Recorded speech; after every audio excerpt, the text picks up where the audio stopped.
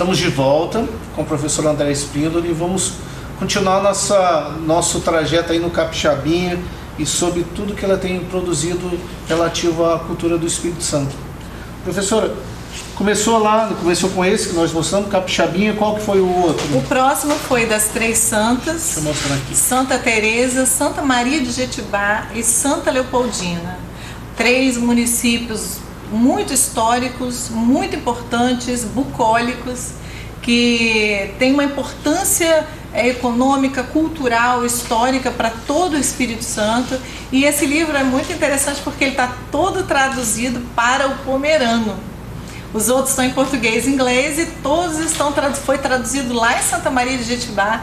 E a professora que traduziu esse livro, ela disse para mim: Andréia, eu nasci em Santa Maria, eu nunca saí de Santa Maria, nunca morei fora, mas eu nunca vi a minha cidade como você colocou, porque eu fiz um texto poético, rimado, e quando ela começou a ler, quando ela começou a traduzir, ela se emocionou. Então, para mim, como escritora, foi assim um retorno muito interessante do morador nascido na cidade. E ali é riquíssimo, né? Riquíssimo. Desde casalinho de preto, costural. Eu coloquei os museus que tem lá, eu coloquei o monumento ao imigrante, tanto em Santa Leopoldina quanto em Santa Maria.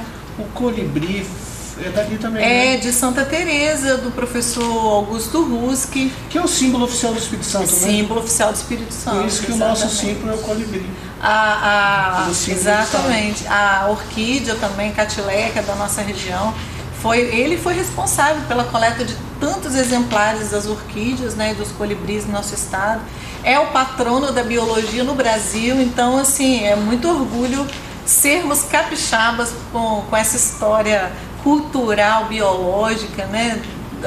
É muito interessante. Depois das Três Santas? Depois o meu patrão, lá da escola que eu trabalho, me parou, ele é muito crítico, e ele me parou e falou assim: Andréia, você só tem livro de pintar, você não tem livro de história?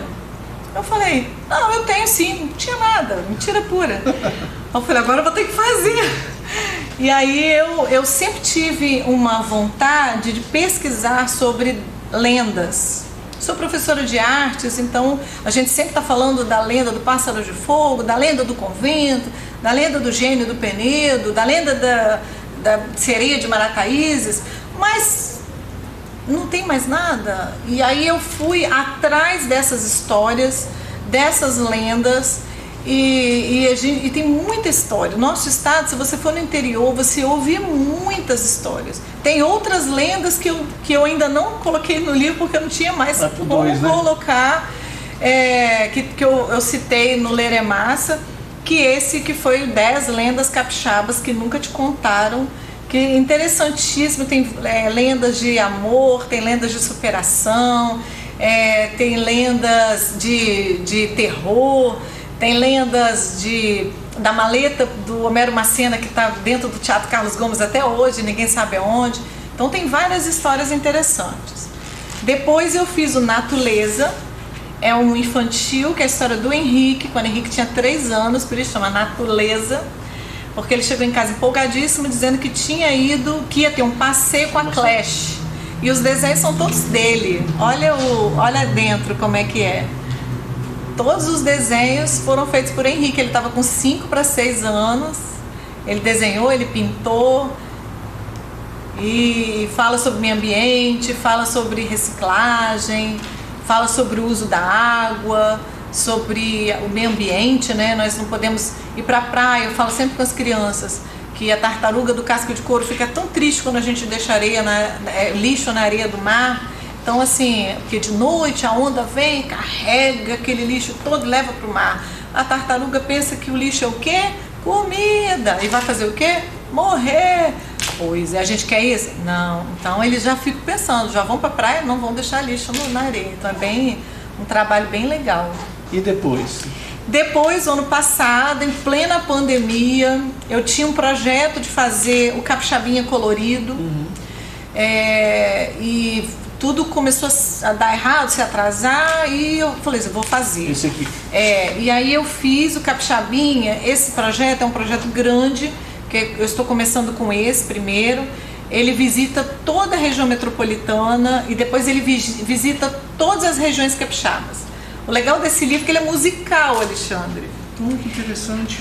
Eu estudando com o Henrique na pandemia, né, livro da escola, tinha escrito assim, cantigas populares no Brasil. Então tinha várias cantigas que eu não conhecia, porque não é da nossa região.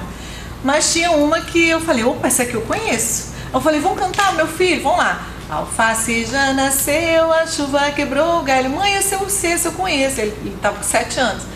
Aí eu falei assim, meu filho, vamos ver de onde é? Cariacica. Na hora que eu vi Cariacica, eu falei, oi? Fui pra internet correndo pesquisar, perguntei para Cariacica. Esse livro estava pronto, troquei o texto dele todinho para o ritmo Alface já nasceu. Então quando você vai no convento, ele canta assim: minha aventura começou lá no alto do convento, meu cabelo arrepiou com a visão do monumento, eu fiz oração, pedi proteção, de fé eu me alimento. Então ele vai cantando o livro todo. A gente fez um vídeo, eu e a professora Gilcimara de História lá da escola, lá na escola mesmo nós fizemos, com o apoio da escola, e gravamos o vídeo, colocamos no YouTube. A criançada, assim, aproveita, que vai cantando, vai passando as páginas, vai cantando e vai lendo e aprendendo, conhecendo o Espírito Santo. E depois isso aqui? Que eu fiz também com o apoio da Lei Aldir Blanc, que foi Ler é Massa. Esse livro é massa, porque ele fala de mais de 40 nomes de municípios. Então tem uma parte aí que você tem um casamento, procura aí um casamento mais pra frente aí.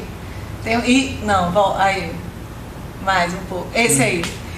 Ele fala no livro, eu estava comentando que como é importante a gente ler, porque lendo você consegue ir no casamento de Muniz Freire com Colatina. Você sabia que Muniz Freire foi casado com Colatina? Não sabia, não. Me conta essa história. É uma história muito legal dos nossos nomes, né? Dos nossos. Fala de Peçanha Póvoa, que foi escrever o nosso hino. Então fala de vários nomes, fala de Guarapari, que é um nome indígena, fala de Pinheiros, que era uma pessoa, né, que existiu, que ele tinha um restaurante, Ponto Belo, fala de vários municípios do Espírito Santo, fazendo com que a criança pesquise. Aí tá falando assim, lendo eu descobri que Água Doce do Norte tem costume de tomar café ralo e doce, por isso que surgiu o nome do lugar. Então assim, são muitas curiosidades que nós temos no nosso estado que às vezes se perde, as pessoas não conhecem, e ele incentiva o livro a você pesquisar e você ler. No final você descobre que ler é massa. Professor, tá muito bom nossa conversa. Infelizmente chegamos ao fim da nossa conversa. Dá uma breve saudação para os nossos companheiros, para os seus leitores. Eu quero agradecer a Simpro por essa oportunidade. Quero agradecer a tantos professores pelo apoio, porque eu tenho recebido muitas mensagens de apoio. Continua, André, você podia escrever sobre isso, André, podia escrever sobre aquilo. Eu vou coletando essas informações, vou trabalhando. Tenho trabalhado bastante, tem muita novidade boa. Uma delas é o nosso desenho animado do Capixabinha, que em breve vai sair, que vai ficar muito bonito. Quando estiver saindo aí, você fala com a gente, claro, para dar entrevista aqui. Prometo para você, professora, que a professora vai voltar aqui em breve. Okay. O papo foi maravilhoso, a conversa maravilhosa, por isso foi tão rápido assim. A gente se encontra no nosso próximo encontro com o programa Educação. Até breve.